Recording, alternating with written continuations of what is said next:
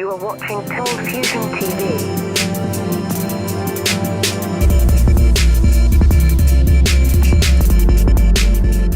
Hi, welcome to another Cold Fusion video. In the last robotics episode, we took a look at the most realistic robots in terms of strictly interaction or movement. Now we're going to take a look at the juicy stuff. In this video, we'll check out the cutting edge of three categories: robotic dexterity, versatility, and overall innovation. Let's begin with dexterity. When it comes to robotic dexterity and athleticism, there's no one doing it better than Boston Dynamics. The company, now owned by the Japanese firm SoFi, was founded in 1992 and has since risen to become the leader in robotics. Atlas is a 6-foot humanoid robot that's been designed for search and rescue. Its abilities include navigating outdoor rough terrain and manipulating its environment. In order to see, Atlas is equipped with stereo cameras and a laser rangefinder. The robot is so advanced that it can now do some tasks that I'd say most humans couldn't. This includes successful backflips. When released in 2013, Atlas was an absolute breakthrough in humanoid robotics, as it could easily walk on uneven surfaces and even snow-covered terrain, and it can get up when knocked over. This is something that the previous generation of humanoid robots couldn't manage. Maybe to put some minds at ease, the Department of Defense has stated that it has no interest in using this robot for offensive or defensive warfare. Spot Mini.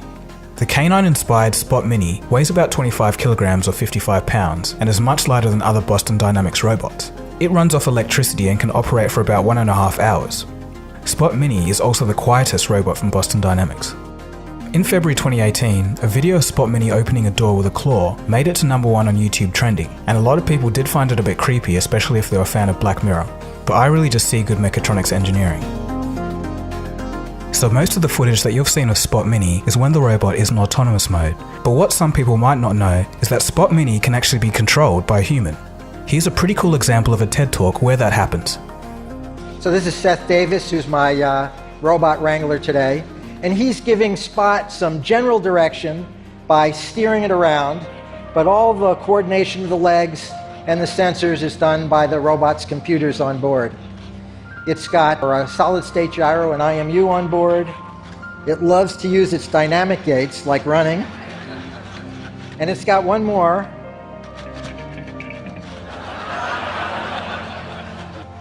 Some of you may see that as a head and a neck, but believe me, it's an arm.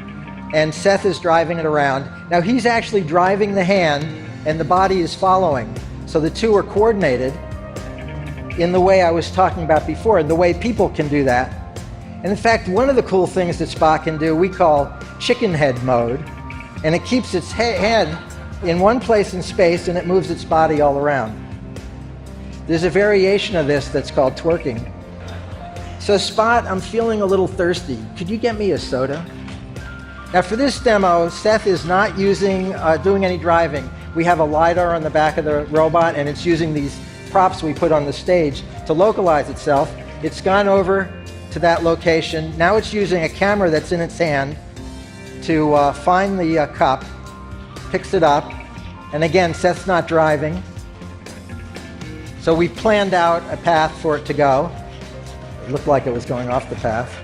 And now Seth's going to take over control again because I'm a little bit chicken about having it do this by itself.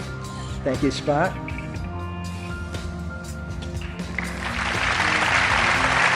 Feel about having just finished your TED performance? Me too. Thank you all, and thanks to the team at Boston Dynamics who did all the hard work behind this. Another robot that Boston Dynamics has is Handle. Handle combines the dexterity of other Boston Dynamics robots, but with wheels. It stands 6.5 feet high and can travel about 15 kilometers an hour or 9 miles an hour. It also runs on battery and can travel a pretty impressive 24 kilometers or 15 miles on one charge. And to add to this, it can jump 4 feet high.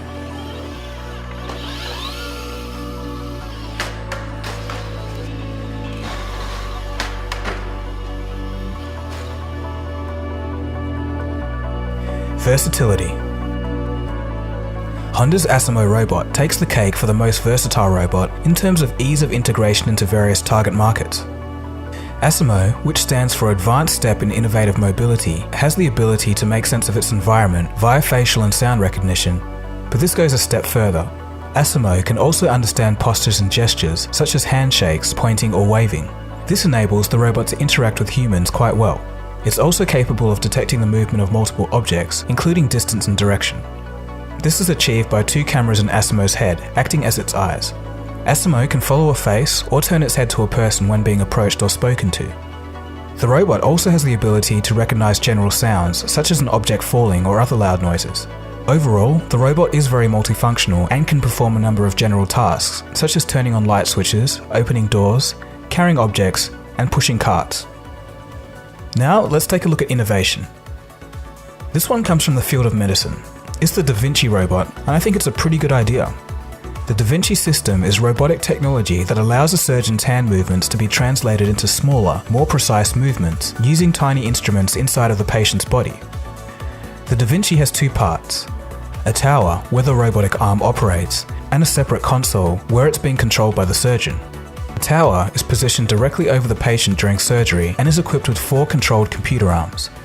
3 of them have a wealth of surgical instruments, and the 4th is equipped with 3D cameras. At the console booth, the surgeon can operate the controls while looking through a stereoscopic monitor. This monitor provides an HD 3D view of the area being operated on. The end result is now hyper-precise movement without human artifacts such as shaking. Here's an example of the system performing a mock surgery on a grape.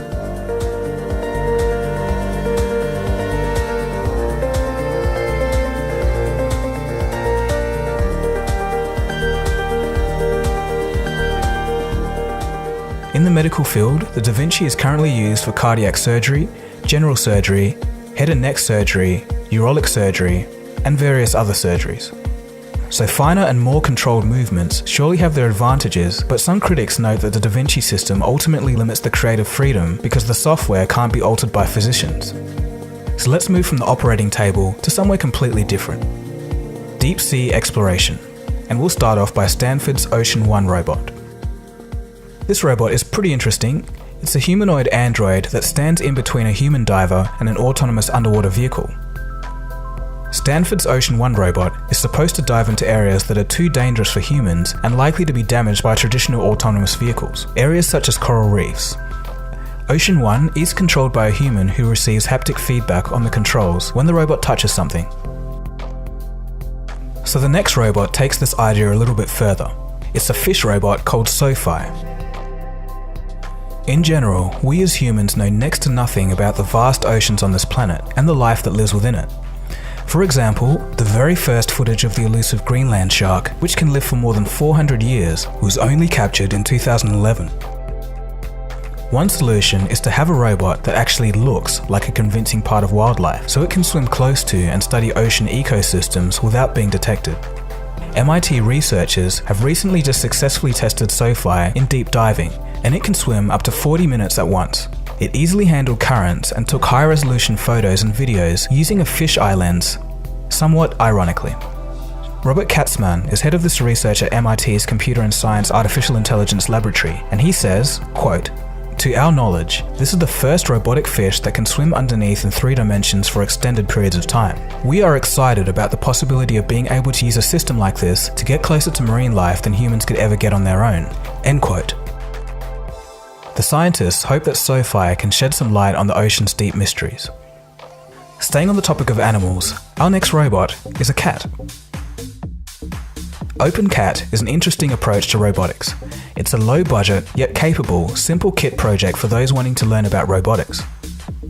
Inventor Rongzong Li explains, quote, "We are developing programmable and highly maneuverable quadruped robots for STEM education and AI-enhanced services. Its compact and bionic design makes it the only affordable consumer robot that mimics various mammal behaviors and reacts to its surroundings. Its innovative soft joints reduce wear or shock and extends the lifetime of hardware." End quote.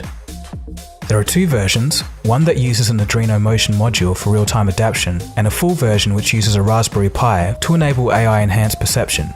The Pi brings Wi-Fi, Bluetooth, and touch distance sensors, voice, and night vision capabilities.